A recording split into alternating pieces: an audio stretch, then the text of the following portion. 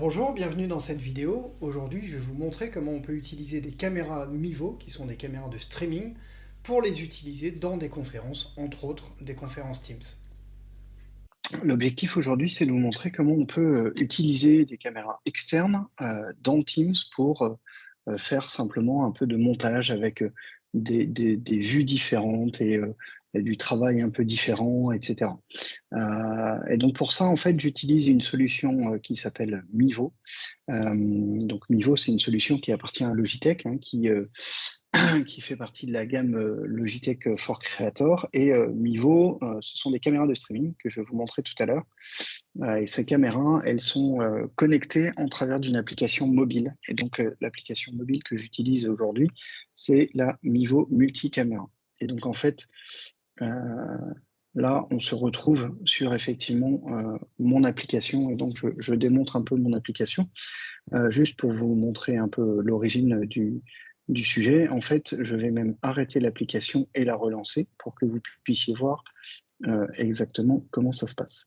Donc, j'arrête l'application, je relance cette application, et donc en relançant cette application, vous voyez qu'on recherche les différentes caméras. Donc, vous voyez bien la caméra qui est proposée là. Et donc, vous voyez qu'autour de moi, j'ai 3 caméras. Ayant ces 3 caméras, je vais les connecter toutes les 3 à mon environnement, de manière à ce que elles puissent être visibles. Et donc, vous voyez qu'en plus, j'ai une caméra qui est derrière moi et qui va capter un peu tout ce que je peux présenter. Donc, une fois que j'ai connecté mes caméras, je vais les ramener dans mon environnement. Et donc là, on voit effectivement cette capacité de mes 3 caméras avec les différentes caméras, celle qui est en face de moi, avec qui je peux parler, une qui me prend de haut au-dessus, et puis une qui est légèrement derrière moi et qui va me permettre de vous montrer un peu ce qui se passe à l'écran. Donc ça, c'est la première chose. Vous voyez donc les différentes caméras. En plus de ça, donc sur ces différentes caméras, on a des capacités un peu spécifiques. On peut gérer la gestion de l'image. Donc là, typiquement, elle est en normale, mais on peut la mettre en haut contraste, on peut la mettre en outdoor, on peut la mettre avec un contre-jour, etc., etc. Et donc là, je vais la garder en fait tout simplement en mode normal. Ça, c'est la première chose. Ce que je peux faire d'autre aussi, c'est que je peux gérer les settings de la Mivo. Et donc, dans ma Mivo, on voit qu'elle est connectée à un Wi-Fi, qu'elle a 77% de batterie, qu'elle a une carte SD directement intégrée et que pour l'instant, il n'y a que 400 mégas d'utilisés sur les 64 gigas. Et donc, on voit son nom, la carte SD, on voit différentes actions, typiquement dans les actions. Quand je lance un enregistrement, parce que ces caméras sont aussi des caméras de streaming que je peux connecter directement à des environnements de streaming. Et donc, dans ces environnements, on voit que je peux enregistrer en même temps que je passe en live, etc., etc., etc. Donc, pas mal de choses pour piloter ces caméras. Ensuite, je peux gérer mon image et vous voyez qu'en fait, mon image, elle est bien plus large que ça. Et donc, si je prends par exemple cette caméra-là qui fait face à moi, en fait, en gérant l'image, eh ben, on voit que j'ai fait en sorte de sortir l'autre caméra du champ, d'accord, pour que la caméra qui me prend par derrière ne soit pas dans le champ de la caméra qui est en face de moi. La seule caméra qui normalement devrait tout prendre, c'est la caméra qui se trouve au-dessus de moi. Et donc ça, on va la voir tout de suite. On voit ici que on a effectivement une caméra juste au-dessus de moi. Et donc, cette caméra-là, on voit bien qu'elle me prend en hauteur et qu'en fait, la pièce dans laquelle je suis est bien plus large que ça. Et puis, on peut supprimer cette caméra pour la changer de place. Ça, c'est pour la gestion des caméras. La deuxième chose, c'est que, en fait, vous voyez qu'ici, j'ai créé des fonds d'écran et donc, typiquement, par défaut, je peux décider que avant de lancer un enregistrement ou pour cacher quelque chose, eh ben, je peux mettre une image par défaut qui me permettra ensuite de la retirer et donc d'avoir après la caméra qui me fait face, qui me prend par au-dessus ou qui est derrière moi ici. Et puis on voit aussi que j'ai rajouté, alors là pour le coup par défaut, en incrustation, une image que je peux aussi supprimer. Je peux rajouter ici une image que je peux supprimer aussi. Donc voilà.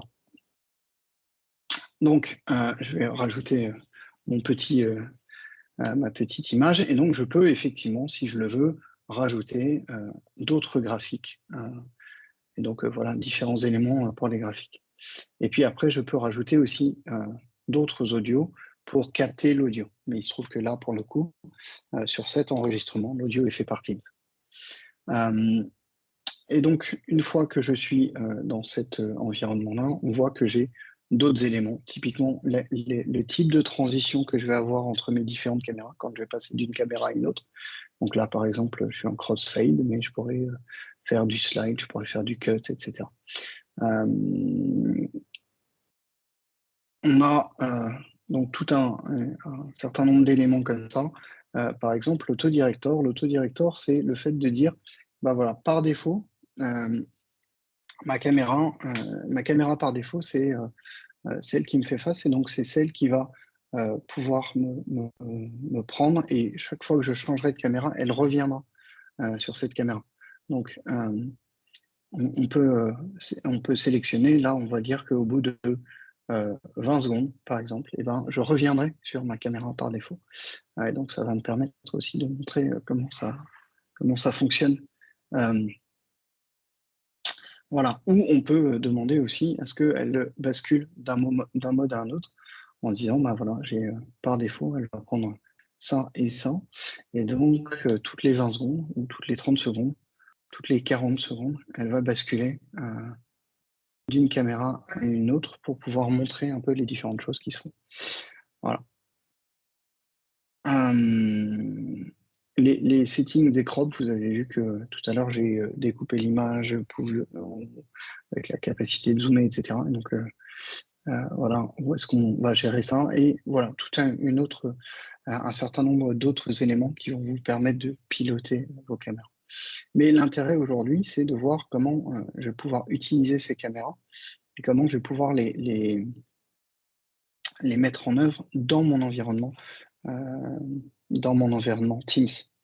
Et donc, comment je vais pouvoir utiliser en fait cette fonctionnalité de crop et faire en sorte que cette fonctionnalité de crop, elle soit de crop, de transition, etc., elle soit assez efficace et elle soit utilisable par défaut dans Teams.